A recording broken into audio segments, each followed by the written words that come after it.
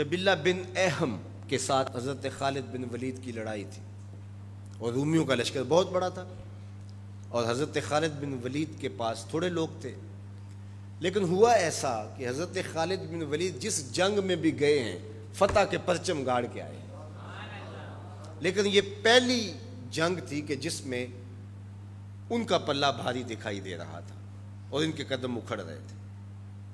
حضرت رافع تائی رضی اللہ تعالیٰ عنہ نے کہا لگتا ہے آج قضا آ گئی، آج نہیں ہم بچ سکتے، حالات جو ہیں۔ حضرت خالد بن ولید کہنے لگے ہاں مجھے بھی یہی لگتا ہے کہ قضا آج آئی ہی آئی۔ ادھر حضور علیہ السلام حضرت ابو عبیدہ رضی اللہ تعالیٰ عنہ کو خواب میں ملے اور وہ اپنے گھر میں سوئے ہوئے تھے مدینہ المنورہ میں۔ کہا اللہ کا شیر مشکل میں پھنسا ہوا ہے اور تم سوئے ہوئے ہو۔ حضرت ابو عبیدہ رضی اللہ تعالیٰ عنہ رات کو ہی اٹھے، بیدار ہوئے اور اعلان کروا دیا۔ شہر میں اعلان ہونے لگا، مدینہ المنورہ میں، جلدی تیار ہو جاؤ، حضرت خالد بن ولید کی مدد کو پہنچنا ہے۔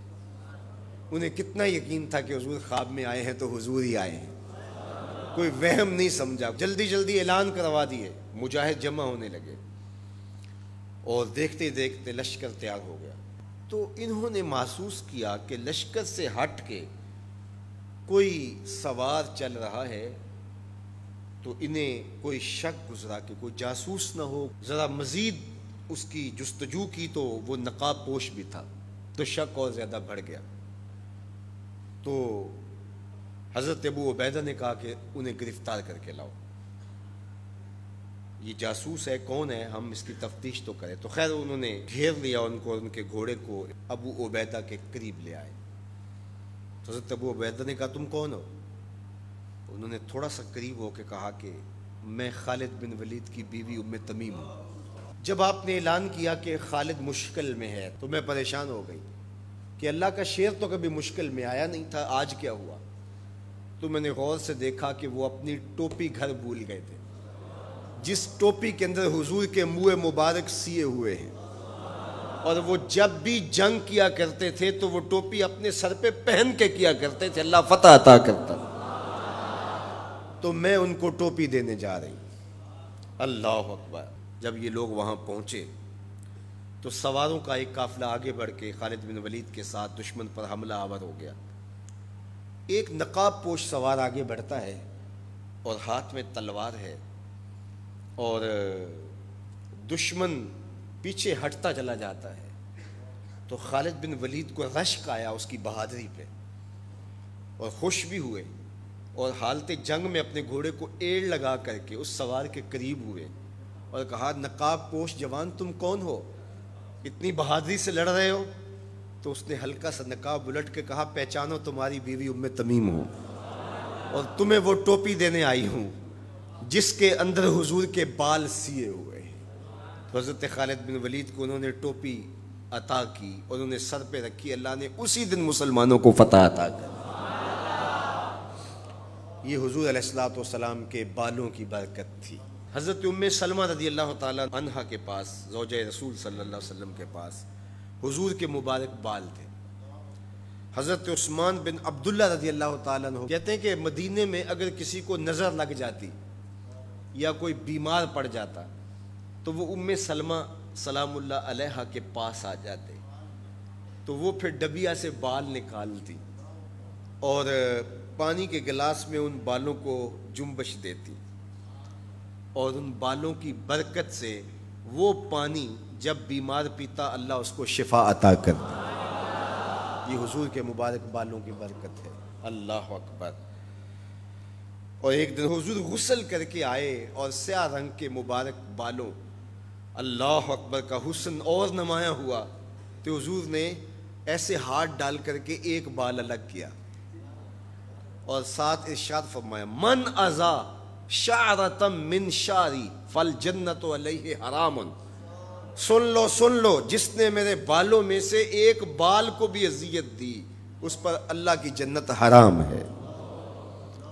ہم تو حضور کے غلام ہیں، حضور کے نوکر ہیں، حضور تو حضور رہے، حضور کے بالوں کی توہین بھی گوارا نہیں ہے۔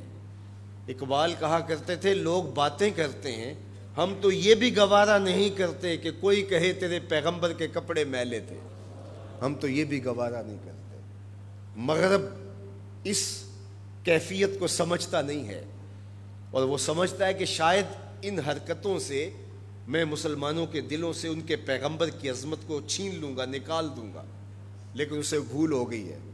یہ ہزار گناہ گار سہی، بدکار اور سیاہ کار سہی، دنیا دار سہی، یہ کاروباری سہی، لیکن جب اپنے دل کا سودا کرنے کی باری آئے تو مدینے کی گلی میں کرتے ہیں، اور سب کچھ لٹانے کے بعد بھی کہتے ہیں حق تو یہ تھا کہ حق ادا نہ ہوا۔ ہماری جانیں، ہمارے ماں باپ، ہماری نسلیں، ہماری زندگی کا ایک ایک گوشہ حضور کے نام پہ قربان۔